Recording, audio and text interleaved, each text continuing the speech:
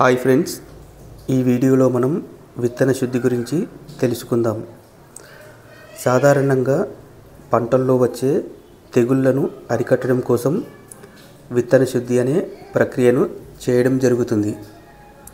1 KG విత్తనానికి 1 gram మాంకోజెబ్ను 1 litre నీటిలో కలుపుకొని విత్తన శుద్ధి చేసుకోవాలి.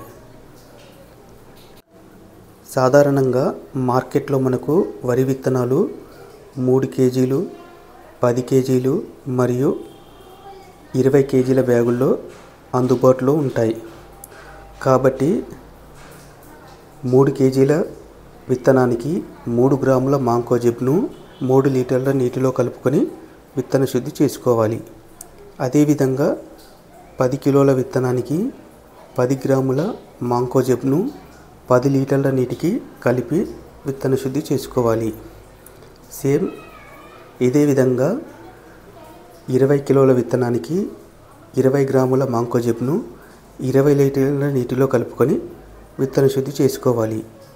ఇక్కడ రైతులు గుర్తుంచుకోవాల్సిన మరొక ముఖ్యమైన విషయం, సూచించిన పరిమాణంలో మాత్రమే రసాయన మందులను ఎంచుకొని విత్తన శుద్ధి చేసుకోవాలి.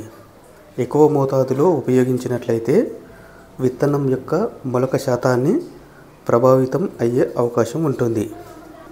ఇక్కడ మరొక ముఖ్య విషయం, విత్తనాన్ని 24 గంటల పాటు నీటిలో మునిగేటట్లు నానబెట్టాలి. 24 గంటలు అంటే ఈరోజు ఉదయం 10 గంటలకు విత్తనాన్ని నానబెడితే రేపు ఉదయం 10 గంటలకు మాత్రమే విత్తనాన్ని బయటకు తీయాలి. అలా కాకుండా కొంతమంది రైతులు ఈరోజు ఉదయం నానబెట్టి సాయంత్రం నీటిలోంచి బయటకు తీస్తారు, లేదా సాయంత్రం నానబెట్టి రేపు ఉదయం నీటిలోంచి బయటకు తీస్తారు. ఇలా చేయడం అనేది కరెక్ట్ పద్ధతి కాదు. పూర్తిగా 24 గంటల పాటు నానబెడితే మొలక తొందరగా రావడానికి అవకాశం ఉంటుంది. ఇలా వీడియోలో చూపెట్టినట్లుగా విత్తనం పూర్తిగా నీటిలో మునిగి ఉండేటట్లు నానబెట్టాలి. కొంతమంది గోనె సంచుల్లో నానబెట్టడం జరుగుతుంది.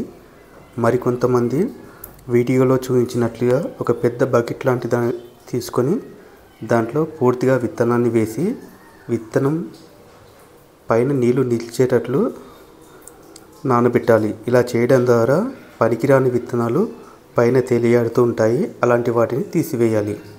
అలాగే ఖరీఫ్లో విత్తన శుద్ధి అనేది కొంచెం డిఫరెంట్గా ఉంటుంది. ఎందుకంటే ఖరీఫ్లో చాలామంది రైతులు విత్తనాన్ని డైరెక్ట్గా నారుమడిలో చల్లుతారు. సో అలాంటప్పుడు 1 కిలో విత్తనానికి 3 గ్రాముల కార్బెండిజంను తడి నీటితో కలిపి ఎండలో ఆరబెట్టి విత్తన శుద్ధి చేసి ఉపయోగించాలి. ఇక్కడ విత్తన శుద్ధికి కేవలం సాఫ్ ఆర్ మాంకోజెబ్ ఒకటే కాకుండా వివిధ రకాల మందులు అందుబాటులో ఉన్నాయి. ఉదాహరణకి థైరామ్, క్యాప్టన్, ట్రైకోడర్మా విరిడా లాంటి మందులను ఉపయోగించి కూడా విత్తన శుద్ధి చేసుకోవచ్చు. ఇక్కడ ఏ మందు కూడా డైరెక్ట్ అదే కంపెనీకి సంబంధించింది వాడాలని లేదు. ఏదైనా పర్వాలేదు, టెక్నికల్ సేమ్ ఉంటే సరిపోతుంది.